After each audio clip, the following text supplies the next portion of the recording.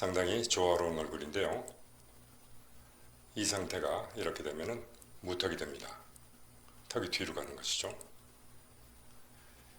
그러면 이러한 무턱은 어떻게 해서 일어나는가 하는 것은 성장기 중에 이쪽 부분의 발육이 나빠져 생기는 것인데요. 턱이 잘 자라지 않은 경우에 하악지라고 부르는 부분이 잘 자라지 않으면 이렇게 이쪽이 짧아지게 됩니다. 그러면 턱이 이렇게 뒤로 가는 것이죠. 그러면 이 무턱이 된 것을 어떻게 고쳐야 되는가, 그것을 오늘 설명드리고자 합니다. 원칙은 이렇습니다. 교정치료에서는 이 상태에서 아래턱이 앞으로 나올 수 있는 방향으로 치아들을 움직여야 되는데요. 이 어금니들을 이렇게 아래쪽으로 가도록 치료를 하게 되면 교합이 깊어지면서 턱이 이렇게 앞으로 나가는 것이죠. 그러면 치료된 케이스들을 보면서 무턱이 이런 식으로 교정치료로 치료될 수 있다는 것을 보도록 하겠습니다. 왼쪽이 치료 전인데요. 턱이 뒤로 가 있는 것이 보이죠. 교정치료에 의해서 이렇게 개선이 되었습니다. 이 상태를 엑스레이에서 보게 되면 왼쪽의 치료 전 상태는 턱이 상당히 뒤에 가 있고 또 아래 앞니가 앞으로 많이 뻗어 있습니다. 턱이 뒤로 가면 위아래 앞니가 멀어지게 되는데요. 그때 저작을 위해서 아래 앞니가 앞으로 뻗게 됩니다. 이것이 무턱의 특징입니다. 그래서 치료를 하기 위해서는 턱이 앞으로 가고 아래 앞니가 세워지도록 치료를 하면 됩니다. 그러면 이러한 무턱의 얼굴에서 이렇게 조화로운 얼굴이 될 수가 있는 것입니다. 치료 전의 교합 상태를 보면 아래 앞니가 앞으로 많이 뻗은 것이 보입니다. 이것을 이렇게 뒤로 세워주고 그리고 윗니를 집어넣게 되면 무턱이 치료가 되는 것이죠. 또 다른 경우를 보겠습니다. 상당히 심한 무턱이죠. 이 경우도 마찬가지입니다. 이렇게 교정치료에 의해서 돌출이 사라지면서 턱 모양이 이렇게 살아납니다.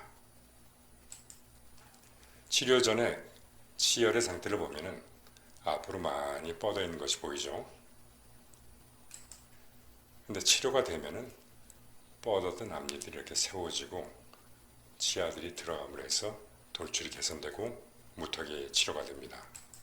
그래서 엑스레이에서 보게 되면은 아래 앞니가 앞으로 많이 뻗어져 있던 것이 치료 위해서 이렇게 뒤로 들어가게 되는 거죠. 거기에 윗니가 따라 들어감으로 해서 돌출이 해결이 되고 턱 모양이 개선이 되는 것입니다. 또 다른 케이스를 보겠습니다. 매우 심한 무턱이라서 돌출이 동반이 되는 것인데요. 입을 다물게 되면 이쪽에 턱 밑에 호두주름이 잡힙니다. 편안하게 다물면 절대 이런 것이 생기지 않는데요. 힘을 주게 되면 이렇게 이쪽이 호두주름이라는 게 잡히게 되죠. 그것이 무턱 그리고 돌출입의 특징입니다. 그래서 치료를 하면은 이런 부드러운 턱 모양으로 개선이 되고 그럼으로 해서 돌출 문제와 무턱 문제가 해결되는 것이죠. 엑스레이에서 보게 되면은 앞으로 많이 뻗어져 있던 앞니가 이렇게 세워집니다. 그리고 세워짐으로써 윗니가 들어갈 자리가 만들어져서 윗니가 이렇게 뒤로 들어가죠. 그래서 안모가 턱 모양이 살아나고 치아들이 들어가서 입술들도 함께 돌출이 치료가 되는 것입니다. 치료 전에 치열의 상태를 보면 상당히 돌출이 심하죠.